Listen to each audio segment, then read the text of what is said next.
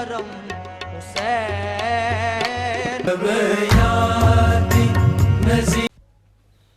آج ہم آپ کو دربار منگاڑی شریف حضرت پیر کرم حسین کی سیر کراتے ہیں، جو جھنگ سے فیصل آباد کی طرف جھنگ فیصل آباد روڈ پر جھنگ سے 20 کلومیٹر دور چک منگاڑی چک نمبر 171 کے قریب موجود ہے. سے داخل ہو رہے ہیں جو دربار شریف کا مین ڈور ہے. یہاں سے اندر جاتے ہوئے رائٹ سائیڈ پہ دربار حضرت پیر کرم حسین موجود ہے. تو ہم دربار کی طرف چلتے ہیں اور ساتھ ساتھ میں آپ کو بتاتا جاتا ہوں کہ آپ کی کرامات، آپ کے فیوز و برکات کے بارے میں. جو خود بھی ایک ولی اللہ تھے، وہ آپ کہا کرتے تھے کہ کرم حسین میرا بیٹا مادری ولی ہے. حضور کی والدہ ماجد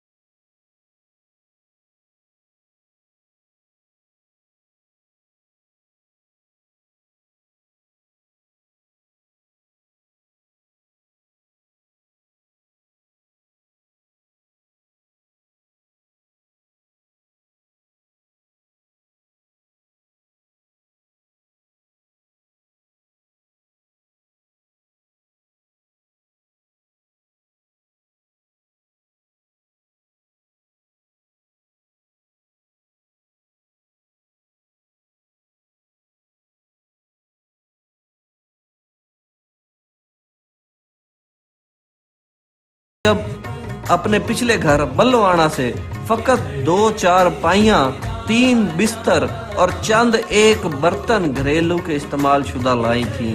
جب حضور کے متعلقین اور محبتین کو پتہ چلا کہ آپ ہجرت کر چکے ہیں تو یاران طریقت کی آمد و رفت شروع ہو گئی۔ حسب توفیق جس پیر بھائی کو جو کچھ میسر آیا وہ لنگر میں لے آیا۔ چند ہی ایام میں اس قدر مال و منال کی فراوانی ہوئی کہ سامان رکھنے کے لیے کمرے کم پڑ گئے۔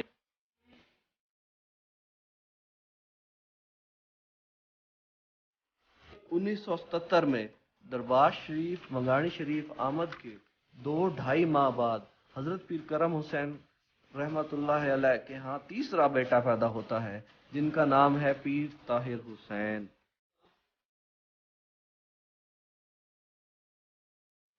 تو حضرت پیر کرم حسین نے جنگل کو منگل بنا دیا۔ ہمارے علاقے میں دربار شریف والی جگہ ایک مثال بن چکی ہے۔ بڑے بوڑھے اس خطہ زمین کی مثال دے کر کہتے ہیں کہ ہمارے وہم و گمان میں بھی نہ تھا کہ یہ بے آب و گیا ویران جگہ ایک دن اس قدر آباد ہوگی اور شد و ہدایت کا مرکز بنے گی۔ سب لوگ اس کو حضور قبلہ عالم حضرت پیر کرم حسین رحمت اللہ علیہ کی ایک زندہ کرامت سے تشبیہ دیتے ہیں کہ کل تک بندہ جہاں ایک لمحہ بھی ٹھہرنا پسند نہیں کرتا تھا، آج وہاں سے آنے کے لیے دل نہیں چاہتا۔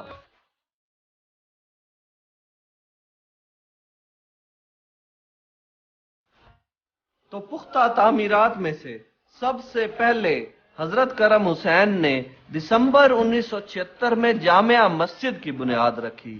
تو آپ نے دربار شریف پہ پہلے مسجد بنوائی، اللہ کا گھر بنا اور خود کچے گھروں میں رہنا پسند فرمایا، اور آپ نماز کی بڑی اہمیت کو اجاگر کیا کرتے تھے۔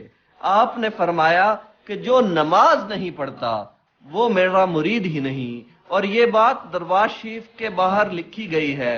دربار شریف کے باہر تختی میں موجود ہے کہ جو نماز نہیں پڑھتا وہ میرا مرید نہیں۔ آپ نے 1984 میں حضرت پیر کرم حسین نے دربار شریف پر دینی مدرسہ کے ساتھ ساتھ پرائمری سکول کا بھی اجرا کروایا تاکہ دینی اور دنیاوی دونوں تعلیمات کا سلسلہ جاری رکھا جا سکے۔ سال کے دوسرے دن ہی حضور قبلہ عالم حضرت پیر کرم حسین رحمت اللہ تعالی علیہ خواب میں اپنے بیٹے حضرت پیر مظہر حسین صاحب کو ملتے ہیں اور فرماتے ہیں، بیٹا میں تو زندہ ہوں جبکہ تم اعلان کرواتے رہے کہ کرم حسین انتقال کر گیا ہے۔ تو پیر مظہر حسین آپ کے بیٹے فرماتے ہیں کہ حضور میں نے یہ اعلان نہیں کروایا بلکہ کسی اور درویش نے کروایا ہے۔ سبحان اللہ، سچ ہے، اولیاء اللہ کے مرتے نہیں بلکہ اس دار سے دار آخرت کو منتقل ہو جاتے۔ آپ کے ایک مرید چودھری عابد حسین چیمہ چک نمبر 14 جنوبی لوکڑی سرگودا بیان کرتا ہے، ایک مرتبہ میں دربار شریف پر حاضر ہوا، حضور نے اپنے سرانے تکیے کے نیچے سے اپنی گھڑی نکال کر مجھے عنایت فرمائی کہ اپنے ہاتھ میں پہن لو۔ میں نے کہا پہن لی، پھر پوچھا پوری آ گئی؟ میں نے عرض کی جی ہاں۔ فرمایا اسے پہنے رکھو۔ حضرت نفس کا بھی یہ خیال رکھتے تھے اور انہیں اتنا پیار دیتے تھے کہ 20 لوگ مہینوں دربار شریف پر ٹھہرے رہتے تھے۔ حضور قبلہ عالم رحمت اللہ علیہ غربا کی بچیوں کی شادی پر انہیں خصوصی امداد دیتے تھے اور ان کے بچوں کی تعلیم کا خیال رکھتے تھے اور غریب لوگوں کے بچوں کے روزگار کا فکر رکھتے تھے، سفارشیں کیا کرتے تھے ان کے لیے۔ اپنے پاس سے کئی عورتوں کو سلائی کی مشین لے کر دیتے تھے۔ ہمیں آپ کے وصال کے بعد پتہ چلا کہ آپ کئی لوگوں کی کفالت کیا کرتے تھے۔ غربا کے بچوں اور بچیوں کے خود نام رکھتے، انہیں فرماتے یہ ہمارا بیٹا ہے، یہ ہماری بیٹی ہے۔ انہیں تعالیٰ علیہ ہمیشہ سادہ لباس اور سادہ کھانا پسند فرماتے تھے۔ اپنی ذات کی تشہیر آپ کو بالکل پسند نہ تھی، اس لیے ساری زندگی کسی کانفرنس یا جلسہ میں شرکت نہ کی اور نہ ہی اپنے نام کے کبھی اشتہار چھپوائے، حتیٰ کہ عرس مبارک کے اشتہار بھی نہ چھپوائے۔ किसी मजलिस और जलसे की सदारत ना करते और ना ही किसी तकरीब में जाना पसंद फरमाते, किसी मजहबी और सियासी तंजीम से वाबस्तगी इख्तियार ना करते। जब मजलिस में कोई मुकर्रर आपकी तारीफ करता तो उसे रोक देते और फरमाते, हमें कुल तारीफों के मालिक हजरत मोहम्मद सल्लल्लाहु अलैहि वसल्लम की तारीफ सुनाओ। अपने नाम के साथ हमेशा अल फकीर मोहम्मद करम हुसैन लिखा करते। हजूर अपनी किताब तनवीरुल अबरार में अपना इसमें ग्रामी कुछ इस अंदाज में तहरीर फरमाते हैं, बंदाए सिरा फंगीदा आसी पुरमासी कम तरीन खलाइक मोहम्मद करम हुसैन। किसी लकब या जात का इजहार ना करते। एक दिन जादुल आवान और महनामा अल आवान के मुतअद्दिद शुमारे आपको दिखाए और अर्ज की, हम कुतुब शाही अवान सिलसिला नसब के लिहाज से यानी सैयदना अली अल मुर्तज़ा रज़ी अल्लाह तआला अन्हु की औलाद हैं। तो आपने फरमाया, बेटा ऐसा ना कहो, बल्कि यूं कहो कि हम इनके गुलाम हैं। हुजूर किबला आलम मंगानवी पीर करम हुसैन का फरमान बहुत मशहूर है। आप फरमाते थे, लोगों अगर तुम्हारे नजदीक अहले बैत का मुहिब होना शिया है तो मैं सबसे बड़ा मुहिब हूँ। शिया हजरात इस कदर अहले बैत से मोहब्बत नहीं रखते जितना कि मैं मोहब्बत रखता हूँ। अगर तुम वहाबी इसे कहते हो जो कि तौहीद को मानता है तो मैं सबसे बड़ा तौहीद परस्त हूँ। अगर तुम सुन्नी उसको समझते हो जो सरकार दो आलम सल्लल्लाहु अलैहि वसल्लम से वालेहाना इश्क मोहब्बत रखता है तो याद रखो सबसे बड़ा सुन्नी मैं हूँ। हजूर रखो सबसे बड़ा सुन्नी मैं हूँ। हजूर के रोज़ा मुबारक की तामीर भी खूबसूरती और निदरत तामीर का एक आला नमूना है। इसकी बुलंदी 72 फीट है। गुंबद के अंदरूनी हिस्सा में शीशा कारी का उम्दा काम किया गया है।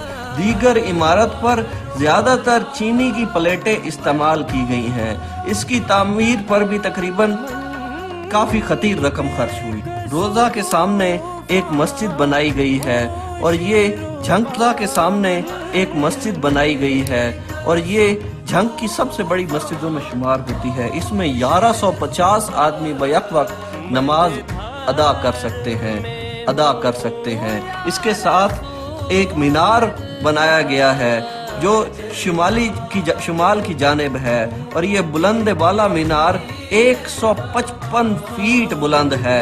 इसका डिजाइन और नक्शा मस्जिद नबवी के जदीद मीनारों पर रखा गया है जो कि फन तामीर का एक शाहकार है।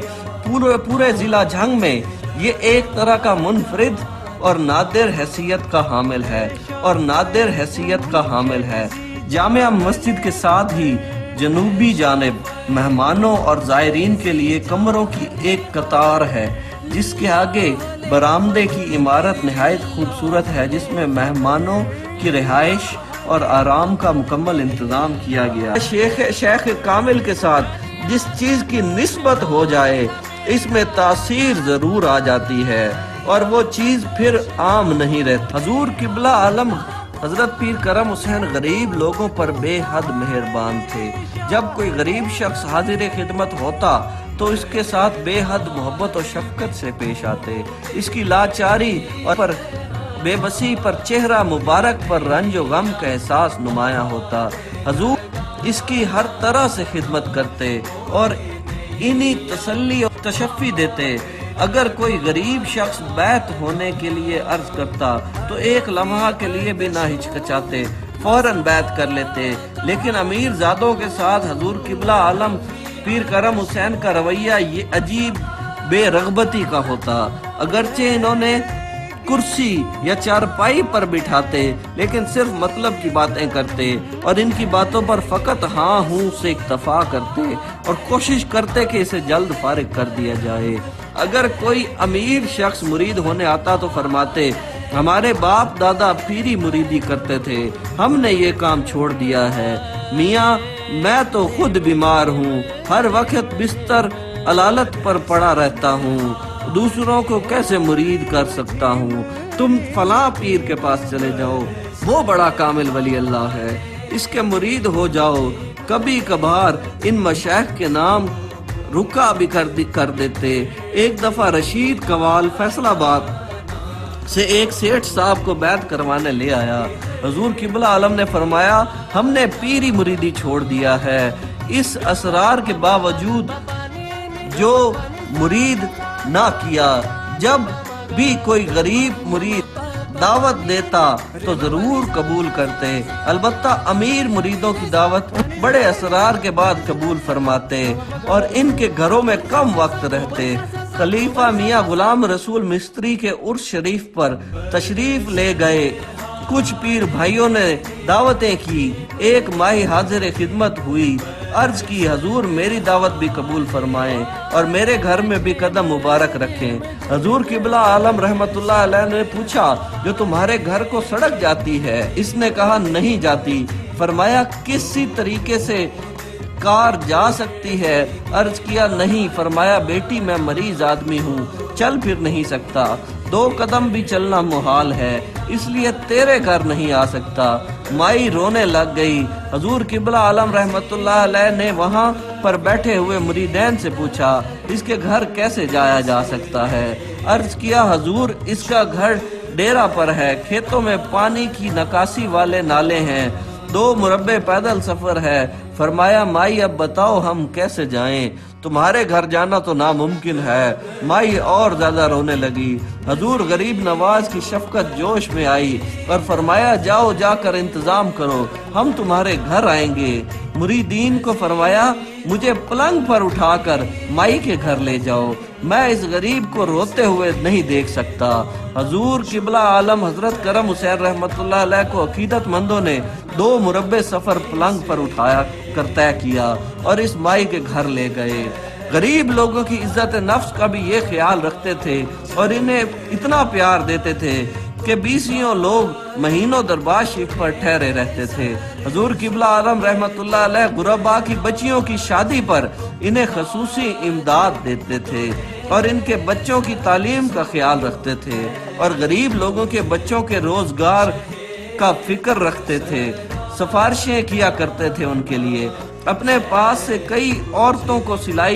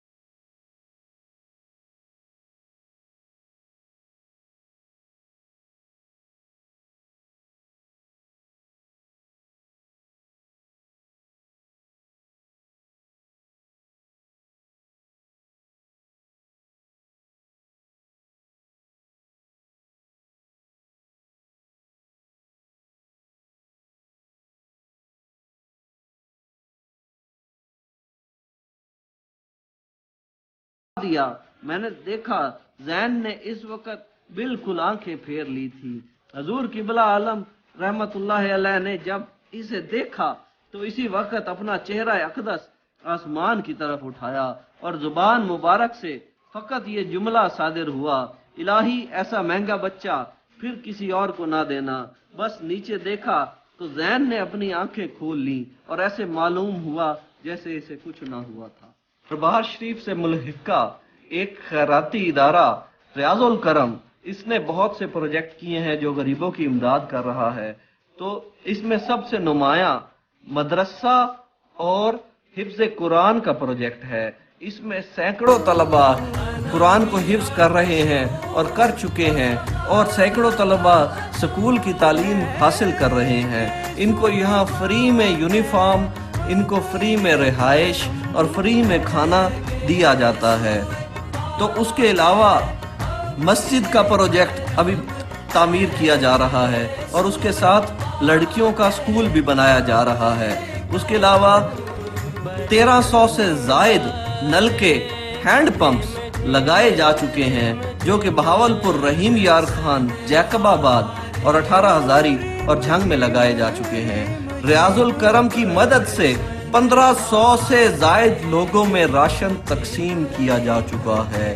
اس کے علاوہ 130 سے زیادہ ویل چیئرز معذور افراد میں تقسیم کی جا چکی ہیں۔ 10 سے زیادہ شادیاں کروا چکا ہے ریاض الکرم۔ تو جو لوگ بچیوں کی شادیاں افورڈ نہیں کر سکتے ان کو سارا سامان فری میں دیا جاتا ہے، اور سینکڑوں بچوں اور بچیوں میں عید گفٹ، اس کے علاوہ ہزاروں قربانیاں کروا چکا ہے ریاض الکرم۔